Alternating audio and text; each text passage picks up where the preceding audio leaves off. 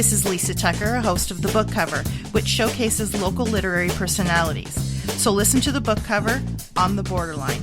And remember, don't judge a book by its cover.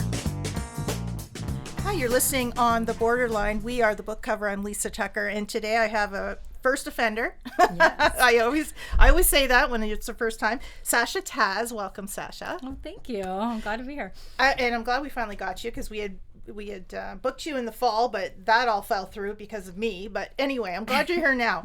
And your book, The Path. Yes. So in doing some research, did The Path, so it's nonfiction. Yes. Memoir-ish. Yeah, it's based off true events, but it's technically. You've taken some writers. Yes. Yes. Tell me why you wrote it. Well, I wrote it because I lost my partner to suicide over 5 years ago now. And I wanted to recreate my journals and put it into a fictional book, hypothetically. Yeah. And just try to put it in the first narrative so that people could have an experience of walking through somebody else's shoes and what my experience is like and why it was like the way it was. Right. And yeah. So did your journals start before the event? They did, yeah. Okay. I was always a journaler. I journal, like... Yeah, just that's your sort of writing, music, whatever. Yeah. Just I like to write. I always... Yeah. And so you were journaling before the event and then after. Yes. When you go back and read before the event, can you see some... I mean, lots of times you can't see anything. 100% I could. You could. Yeah. But in that time frame, I understand now, looking back, why I didn't. So I see things differently than how I saw it then. Absolutely. Well, yes. Hindsight, right? Exactly. Hindsight is... And, my husband had somebody at work who committed suicide, and my husband took it very, very hard. He didn't know the guy that well, okay, but he said, he saw him a week before, and he was happy-go-lucky, and he was friends with everybody, and I think it really shocked him because there was no clues, and sometimes there are no clues, and sometimes when you look back and try to find clues, maybe you are finding clues, but are they clues? Could you have, you know what I mean? I know exactly what you mean. Could you have seen the clues without hindsight? Yes. But it makes sense why you would dismiss sometimes those cues. That's right. But I do relate to him being very happy, and there was no flags to make me think anything would happen that day. Yeah. So he was very happy. We had plans. So those were all things that made me You had think plans it was for the future? For that day, we were going to kayak. We made plans, and yeah, we were going to have like a little charcuterie after work, because I'd worked doubles a lot, so I was finally off for an evening. It was a beautiful day. So yeah, because I was living out in Gully River at the time, and gorgeous. Flooding a little bit now, a little bit wet. I was on the lagoon side then. Okay. So it was nice. It was just quick kayak access right to the river, so we used to do that. So yeah, I didn't expect anything that day. And how long had you been married at that point? We weren't married. We were together. Over 6 years. Yeah. Okay. So just over 6 years. And had there been mental illness?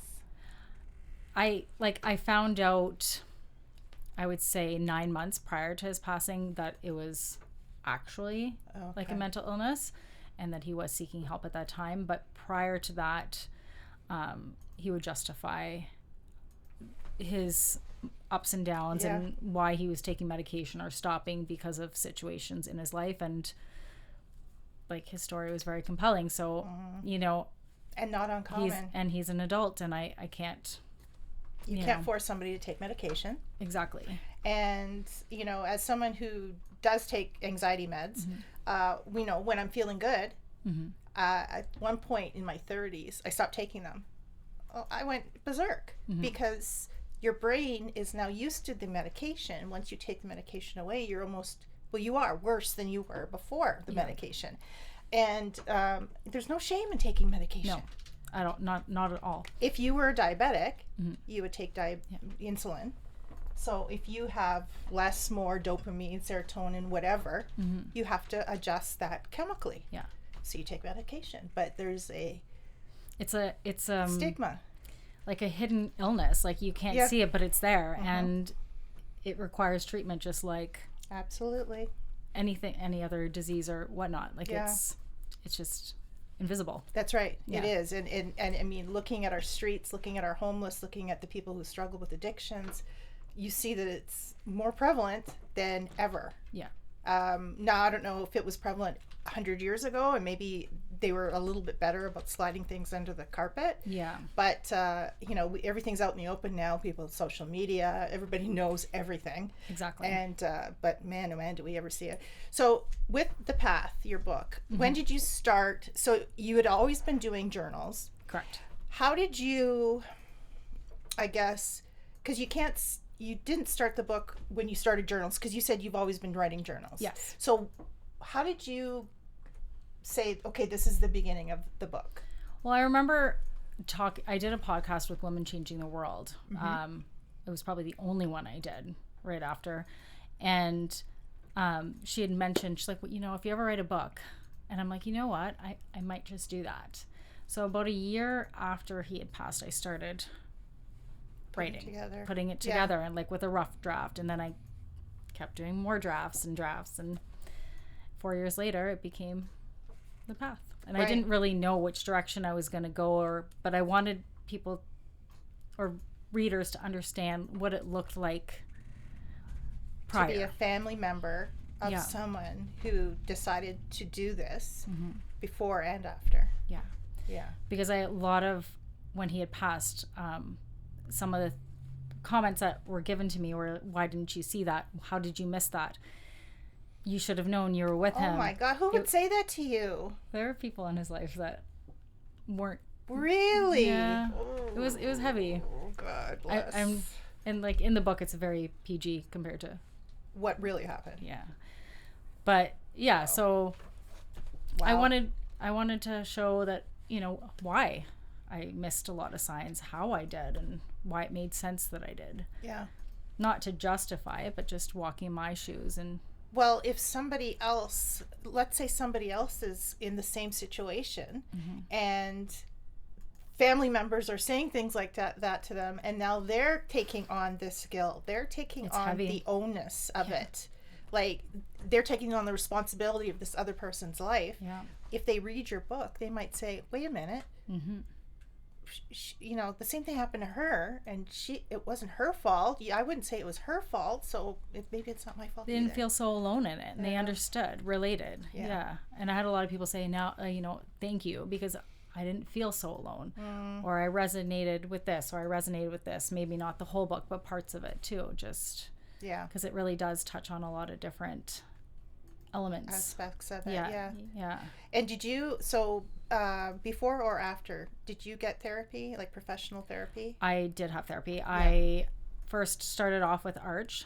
The OPP gave me that resource right off the hop. And then I was referred to another therapist, Bonnie Skinner, and she's wonderful, and she's a psychotherapist. And it was life-changing for me with her, and forever grateful. Yeah. And you feel, I feel for the people that are left behind, because that person that's done this act, they're gone. They're free. They're not around for the guilt. Nope. They're not around for the fallout, for the family members that are saying, didn't you see signs? You know, they're not there for that. It's you who was his closest immediate family member. I was the one who was with him all the time. Did he do it in your home? In the backyard of my home. And did you find him? I did not. Okay, I'm glad. I'm very glad. I came very close. The dog ran into the bush when I came home, his dog, and she ran in, and it wasn't like her to take off like that, but she went, and I got about halfway there, and finally she came back. And I was like, oh my gosh, thank God. Like, I didn't know. She was running off too. Yeah. I just thought she was chasing, it could have been a bear. Squirrel, there's all sorts of animals. Sure. And I didn't want her to get, and then there's dogs back there too. And there are more guard dogs. So I was concerned that her safety, even though she was a rather large dog. Yeah. But you never know. We get wolf, get bear out there. So. But that would have been a whole other. But I just thought he went for a walk or something. It was not uncommon. And and you had plans for the evening. That's what gets me. I don't understand how someone who plans this. Now, do you know if he had planned this for a while? I think so, yeah. You do? I do, because about 2 weeks prior, he had made a comment, like we were listening to music, and I forget what the comment was. He goes, "Don't worry." It was a song, what was it called? It was like a Taylor Swift song, Red or something like that. Yeah. And he goes, "Don't worry, it won't be long." And I thought he was referring to like breaking up or something. I'm like, oh, like stop, because he would just sometimes pick fights like that out of. I'm like, you have nothing to worry about. Like, I don't know, you know. So I brushed it off as that. But he goes but he didn't mean it that way. But I didn't take it the same way. Well, you're not gonna was, a random conversation. If somebody says something like that, your mind does not immediately go to, especially if there's no signs of anything. Like if he had tried to do it before and failed, maybe you would have thought, oh wow, maybe that's a red flag. But there was nothing. And he seemed to be doing really well. Like, so he felt confident. He seemed happy. Like he was really great. So I didn't have a reason to think otherwise either. I just thought he was being insecure, and that was it. Did he leave a note? No. Oh. Just his will, and it just said cremation. Had he updated his will recently? He didn't update it. He just initialed it and wrote that cremation, no funeral, and that was it. Wow. But it was in his car, and I didn't find that either. It wasn't until like 3 days later, because it was dark by the time I had called anyone. So, yeah. So I found it. When I found it, I submitted it to the police. And he would have had to have gotten that from the lawyer or from whatever file he system had it. you had. He had like a previous will, but then he just wrote what. He did think about. Like there was at least a day or two. Yes. Oh no, it was well. There was so many other elements to it. Yeah, like I won't get into that part. Yeah, you talk about it in the book. Yeah. But there was it was definitely he was definitely premeditated. Like he and it was probably months of thinking. Day. It was months of prior. Like I think this was in his mind for a while. Wow. Heavy. That's heavy. Yeah. But I would never have known. Like he was he went out of his way to hide it from me. Was he a guy's guy? Like was he a masculine, manly? Oh, yes. So but very antisocial. To some, like he's not from here, so I think I brushed off a lot of reasoning for him not having a lot of friends or things like that. Like wow. So I definitely So what do you want, so people that pick up your book and read it, what do you want people to get from it?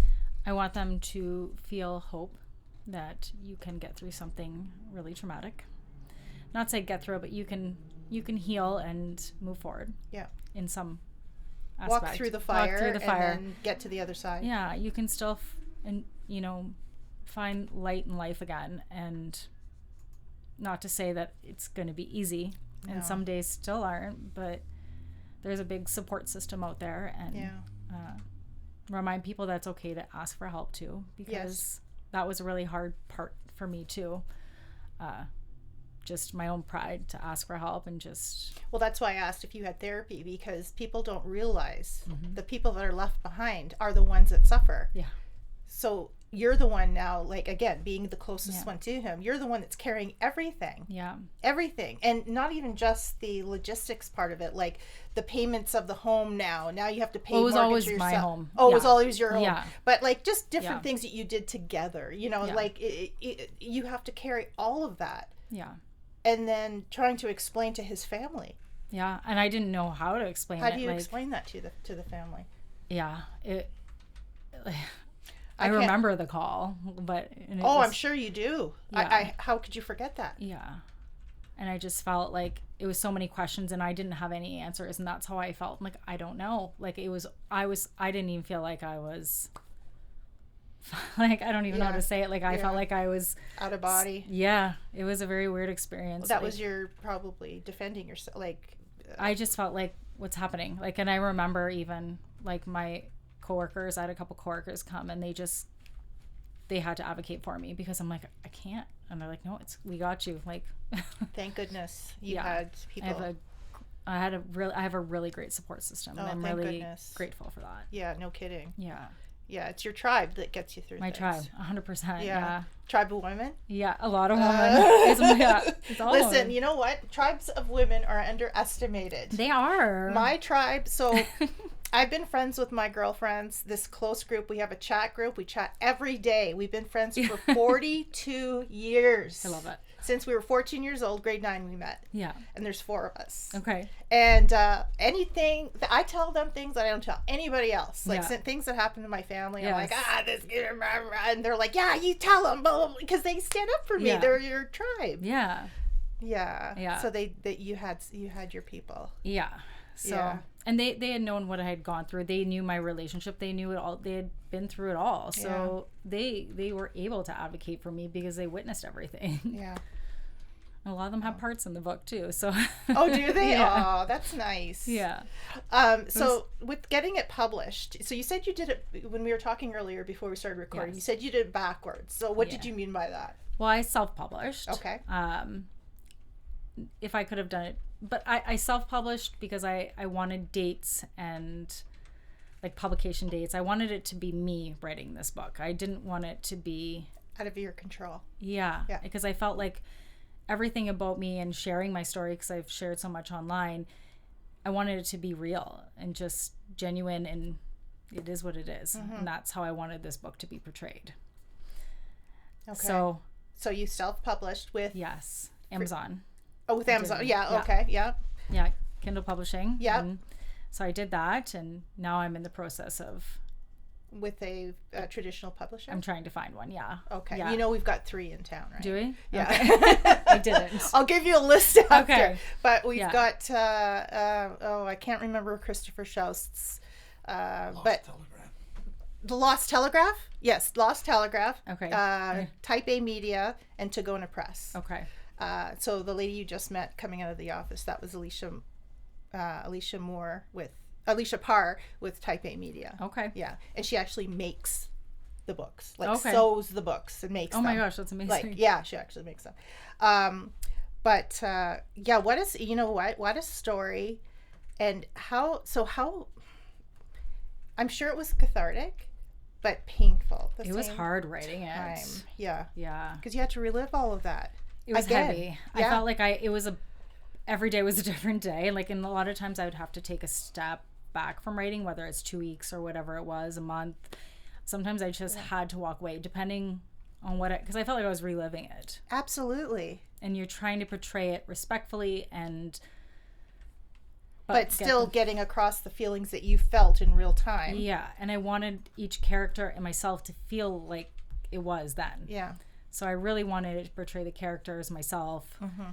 So it was heavy at times. Like when I released it, I had so much anxiety, worried about what people think. And then I had the support of my family and my friends. And I'm like, you know what? They know me. They know my characters. Cares? They know. Yep. So I did it. Yeah. And you're happy do you feel like you had lifted? You were lifted? Yes. After you did it? Yeah. And my friend said, like, you could just tell that weight was lifted off you when you publish it. Like, it was such a freeing thing for you, and you needed it out and gone. Yeah. And you said you were going to write a book and help other people out there, and you did it. So, and that's what I felt good. Yeah. Have you gotten any feedback? Yes. People in similar situations? So many. Oh God. Well, I have an online following too. So I had a lot of people read the book from that. And I get constant messages. So many people related. That have been in a similar situation. Yeah. Wow. Yeah. And my grief had like different elements to it. So after his passing, finding out other layers of deceit, I guess you could say. Hiding, masking, whatever. Yeah. Secrets. Yeah. Of just, not faithful, those kind of things. And so that was another layer of pain. And you're dealing with this. You have who are you going to be mad at? I didn't know. I remember not crying at his funeral. I remember I felt horrible about it because I'm like, I don't know what to do. Like, I can't even get it out of my system. And I remember being worried about what people would think about me because everybody's crying and I'm just like numb. I was in shock. Yeah. Clearly. But I didn't know what to feel. How many days after his death did you have the funeral? It was because it was kind of during COVID that it was like, I would say, I feel like the 11th maybe he passed the 23rd, and I think it was 11th, and I had one here in the city. Okay. As well And he was from Nipigon. Okay. Yeah. So I had one here for the people in his life here, children kind of thing. But yeah. Wow.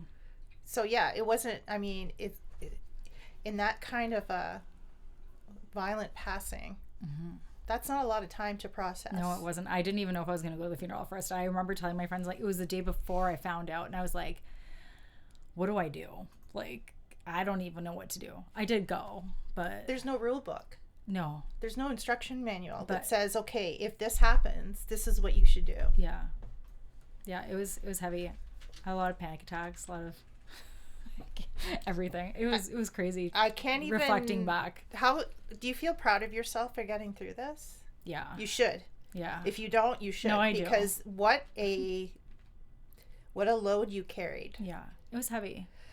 It's getting me a little verklempt just thinking about how I can feel it. Yeah. And I can feel it from you. Yeah. Just the way you're describing, and if you're just talking and telling me, and I can't imagine what the book is. And I struggle with my own mental health after that, because it did get heavy, and I had an attempt too, and I'm glad that I'm here. Yeah. And I'm glad I just said, okay, one more, like, let's just get through this. Like, yep. I'm glad. But you did the right things for yourself. Like, you did therapy. You wrote this book that, like you said, just weight on it. Took the weight off of you. And now you don't owe anything to him, because he's gone. He made a choice. Yeah. And whether it was out of pain or mental illness or whatever, a choice was made. Yeah. There were other options. Yeah. You have a responsibility to yourself now. Exactly. After. And wow, how many emotions you must have gone through. Like sadness, guilt, so madness, I still go through the anger phase some days. Like, and it's over random things. Like, some days I'm mad that I sold my home. It was my dream home, and like, I know it's just a house, but it felt like it was one last thing taken from me. And like, it sounds selfish, but at the same time, I don't think it's some days, like, selfish. I miss it. Yeah. Do you live in town now? Yeah. Damn town. I don't. It works. It's okay. Yeah. I definitely go do a lot of hiking and outdoor stuff. So yeah. I still. Now, you're what's your career title? Educational assistant. Yes. Now, the kids that you take care of are too young to have read this book. Yes. But they know you read it? Some of their parents have. Okay. And what did they say? One of the feedback I got was, like, I couldn't believe that's what you went through. Like, I had no idea. While you were going to work? Yeah. And some of my colleagues, like, I had no idea. Like, you carried it so well. Like, I would never have known that's what you were going through. But see, you were doing the same thing. Yeah. I hit it. I had a job to do. You hit it. Yeah. I had to work with kids. I couldn't let that affect my job. Or I tried my best not to. Yeah. And those were people that were, like, you spend more time with people that you work with than you do sometimes your family, right? Yeah. And if they had no idea how much you were going through. And like, people close to me knew. Yeah. But yeah, I couldn't believe it. I'm like, yeah, that's the PG version. Like, because it's really a fraction of what it really was. Well, if you were to write exactly what it was like, it would be a horror story. It would be. I'm sure. Yeah. It would be too dark. And there's so much. Like, I couldn't do it all in one book. Yeah. Like, there's just so many elements and so many different. And this is the first book you've written? Yeah. Do you think you might want to write another? Yeah. Yeah. I wanted to focus from, like, because it ends at a year later, and I wanted to focus I want to show my healing process from a year after till today. Yeah, because there's so many different things now, like, reflecting on, like, even just my journals and stuff like that. Yeah. Just the way I see people, the way I trust, the things I value. It's changed me completely as a person. Yeah. I can't imagine. I can't imagine how that would change you, because someone that's that close to you, you pictured in a certain way, and that wasn't the picture. Yeah. So now you question every relationship you have. Well, is that the real? Is that the real? Is that, you know what I mean? And the way you carry yourself in a social setting or in a family setting, because this was family. Yeah. You know? And I put so much into that relationship to help him and support him that I drained myself, like my battery. I remember my friends telling me, I'm concerned, like, you're running on nothing, girl. Like, yeah. And so now I really value and prioritize taking care of myself. And if I need that time, it's okay to take it. I have to prioritize me, because if I cannot take care of myself, I cannot take care of anybody else. You can't take care of anybody else. Yeah. And that's what, do you have kids? I do. Okay. So you know, as a mother, sometimes you leave yourself, you know, you'll eat the crust of the peanut butter and jelly sandwich instead of making yourself a meal because, you know what I mean? Yeah. But I think as we get older, as I become an older mom now of adult children. Same. Yeah. I find, oh my goodness, I have to take care of myself, because if I don't take care of myself, I can't take care of them. No. Even though they need less help, I still want to be able to take care of them mentally, physically, whatever it is, emotionally, you know. Yeah. And you if you're, you know, they talk about the bucket in school. I remember my kids talked about their bucket, and if their bucket, fill your bucket, you have to fill your bucket. Yeah. Wow. So I really learned to listen to my body and what it needs, and I really. Yeah.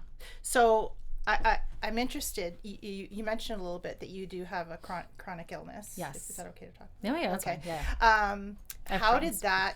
How physically were you during that period? Oh my gosh. Yeah, because I know. Oh, it's crazy. Yeah, I'm sure. Oh, my Crohn's I have Crohn's, and it was like that night it flared. Like, I remember my friend, thank goodness my friend Stephanie was there with me, and I just, like, this is, anybody who's Crohn's, yeah. So yeah, I had kept having to leave while the police officer was trying to interview me.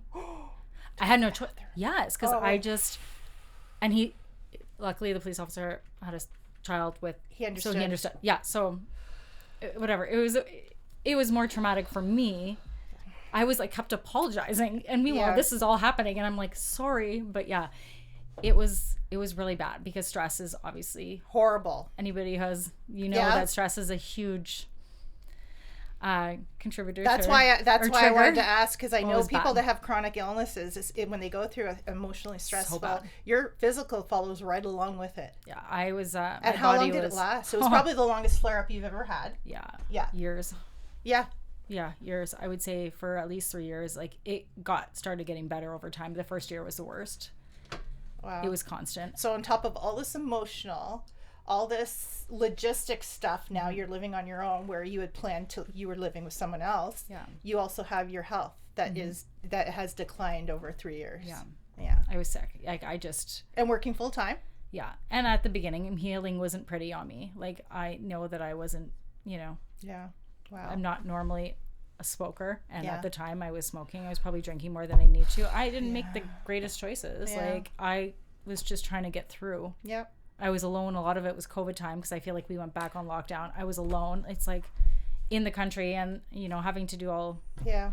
And funerals were awful during COVID. I went to a very good friend's funeral, and they had the family roped off because nobody could hug the family or touch the family or anything like that. And, having had people, in my family pass away, you need that. You need that hug. You need that, the physical touch to, I don't know. Anyway, were you like blocked off too? And no, it wasn't right. So I think we are allowed up to, I forget the amount of people, like, it had just opened up. Okay. So I think it was like 50 people or something. Oh, wow. You could have small gatherings. So we just had to make sure only so many people were in, and the tables were spaced a little bit differently. Yeah. It was just, and it was in a big ballroom. I just did a celebration of life. Yeah. And then the funeral was in a small town, so I don't know if they followed the rules or not, but yeah. Oh yeah, here they had like stanchions. Yeah. Like almost like the family was in a museum. Okay.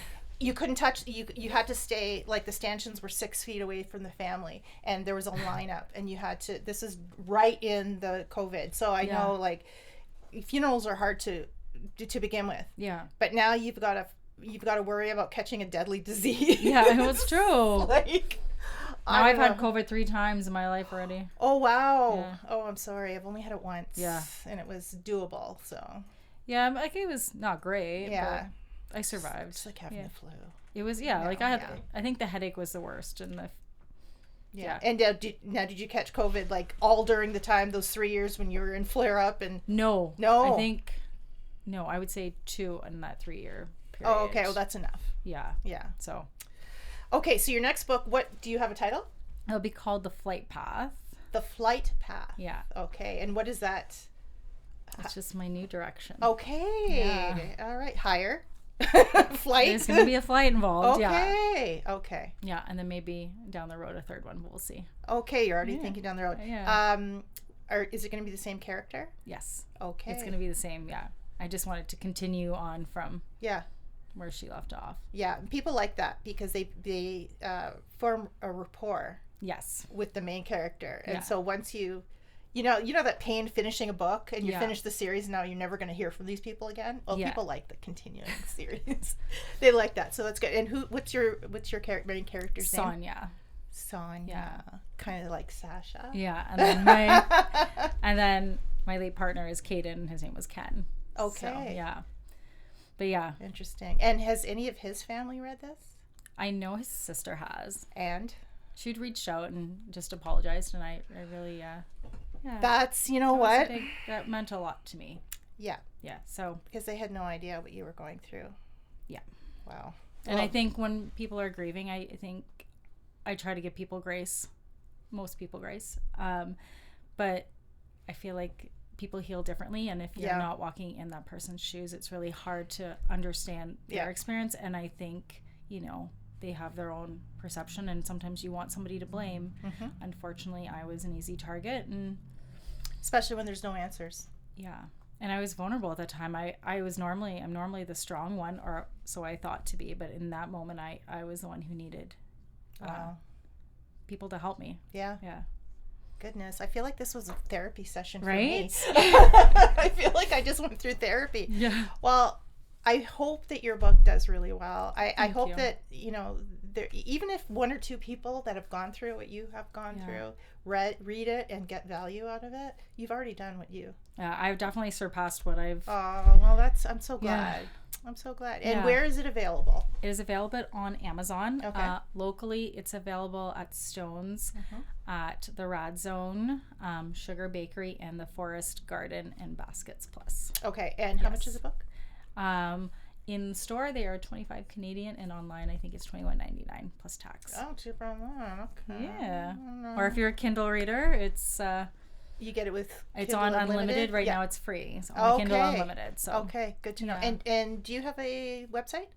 I don't have a website currently, but I do have like online Facebook page. I have Facebook, and then I have also TikTok. I have a lot. What's the title of your Facebook page? Sasha Marie. Oh, it is Sasha Marie. So yeah. SACHIA. Yes, and Marie. That's my public profile that shares more of the story, and then my personal one is just my first and last name. Yeah. Okay.